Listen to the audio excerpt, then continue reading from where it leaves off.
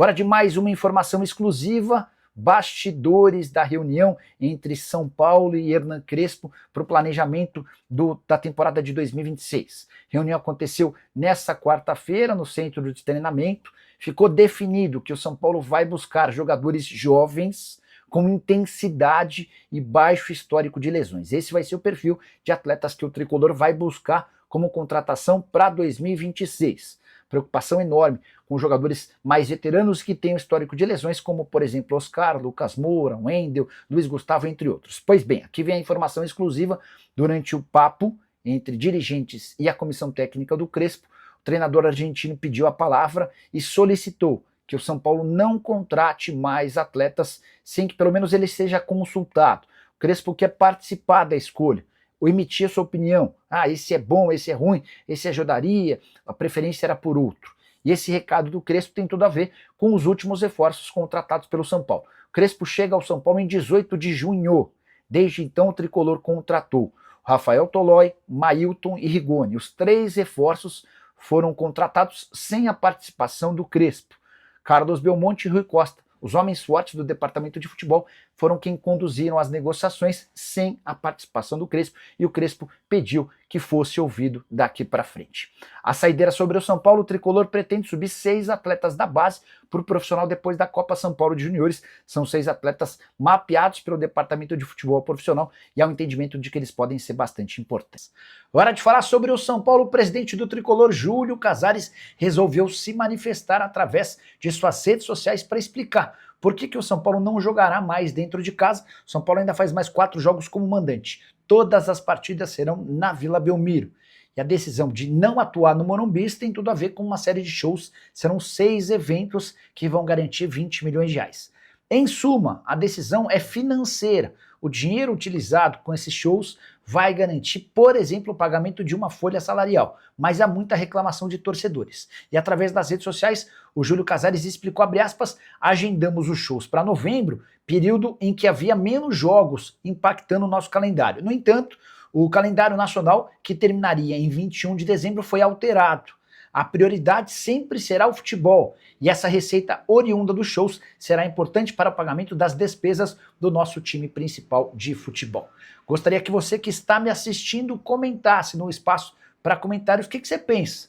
Você, na condição de presidente, precisando de dinheiro, aceitaria esses shows que vão garantir 20 milhões de reais ou não? Vale a lembrança de que esses 20 milhões líquidos equivalem a uma receita maior do que o São Paulo vai conquistar com bilheteria nos 19 jogos como mandante no Campeonato Nacional. Agora você sabe me dizer se teve algo sobre a reunião do São Paulo hoje? Sim. Até contamos alguns bastidores. O São Paulo começou a projetar contratações, saídas, renovações. O que dá para cravar é que os reforços que o São Paulo vai contratar no ano que vem terão 2 características: intensidade e também pequeno histórico de lesões. São Paulo quer ter um time saudável do ponto de vista financeiro para a próxima temporada. Nicola, por exemplo, o Flamengo ganha a Libertadores e o Palmeiras ganha o Brasileiro. Quantas vagas abrem para a próxima Libertadores? Título do Brasileiro não muda, não abre vaga, tá? São os títulos da Libertadores e da Copa do Brasil que alteram. Então, assim, a gente precisa entender que a gente parte de um G6. Se um time que for campeão da Libertadores estiver no G6, ele vira G7. Se um time for campeão da Copa do Brasil e estiver no G7, vira G8. Se o time que for campeão da Sul-Americana estiver no G8, viraria G9. O que é certo é que o Galo, que pode ser campeão da Sula, não faz parte dessa relação de primeiros na tabela. Então, via Sul-Americana, a gente não deve ter acréscimo de vaga. Na Copa do Brasil, se, por exemplo, o Corinthians ganha a Copa do Brasil, o Corinthians não faz parte dos primeiros, né? Então, não daria vaga. O Vasco, o Fluminense brigam para estar nesse G6, G7 ou G8, e o Cruzeiro já está no G6, tá? Então, só para vocês entenderem um pouquinho de como é que funciona essa contabilidade. Qual o andamento do fair play financeiro aqui no Brasil? Montaram uma comissão formada por presidentes de clubes, e agora no mês de novembro eles devem redigir o texto final desse fair play, para aplicá-lo a partir do Campeonato Brasileiro de 2026. Tchau. É importante registrar que... Cuidado, cara. Não, hoje não, só amanhã. Hoje está de castigo ainda. Então, assim, só para vocês entenderem, o fair play financeiro passará a valer a partir do ano que vem, as diretrizes estão sendo definidas. Os clubes vão poder gastar quanto do orçamento com o futebol? 80%? 75%? 90%? Quantos anos os clubes terão para fazer para implantar de forma definitiva o fair play? O fair play vai sendo implantado com o decorrer do tempo. É possível que em 2026 só uma ou duas medidas sejam aprovadas. E aí, por exemplo, déficit zero é uma coisa que vai ser imposta nos clubes. Os clubes não vão mais poder ter prejuízo, sob o risco de serem rebaixados. Mas não se sabe ao certo se já nesse primeiro ano isso passa a valer ou se isso acontece a partir do segundo ano. Tá? Então, aguardar cenas dos próximos capítulos. No mês de novembro teremos novidades sobre o tema. Tá? Fala, meu like é número 4. Essa reunião da diretoria fez hoje. Teve novidades sobre reforços para o ano que vem. Qual a novidade da reunião? Bora lá. Severino, encontro que serviu para mapear reforços, discutir nível de investimento e começar a debater quem fica e quem sai. A ideia da diretoria é não divulgar absolutamente nada até o fim do campeonato. Por exemplo, quais são os atletas que vão sair, quais são os atletas que vão ficar. Isso o São Paulo vai tentar manter sob sigilo e a justificativa é óbvia. É muito ruim, por exemplo, para o Rigoni saber de forma pública que ele está fora dos planos. O São Paulo entende que ele tende a cair de produção. Mesmo vale para o Dineno. O Leandro já é carta fora do baralho, é só o terceiro goleiro. Luiz Gustavo, enfim.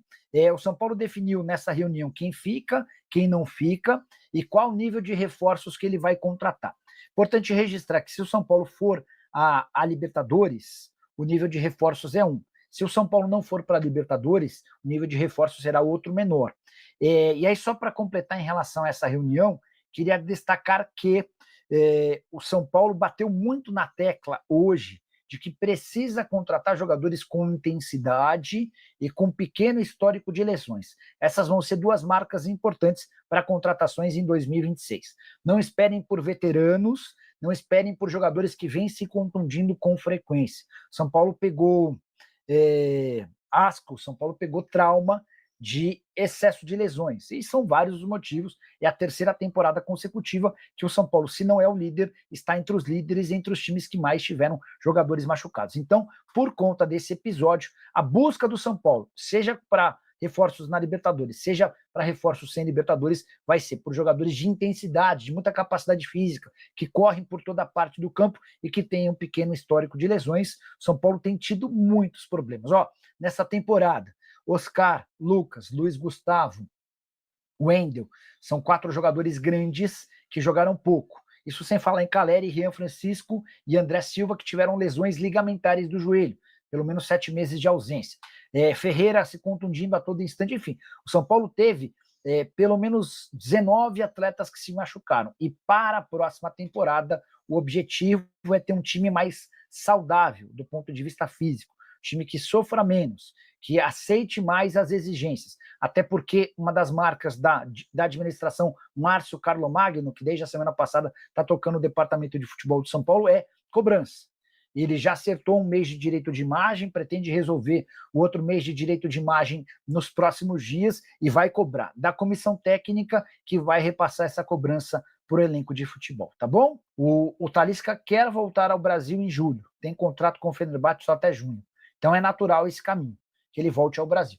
E aí ele vai acertar com aquele que ofereceu o melhor projeto.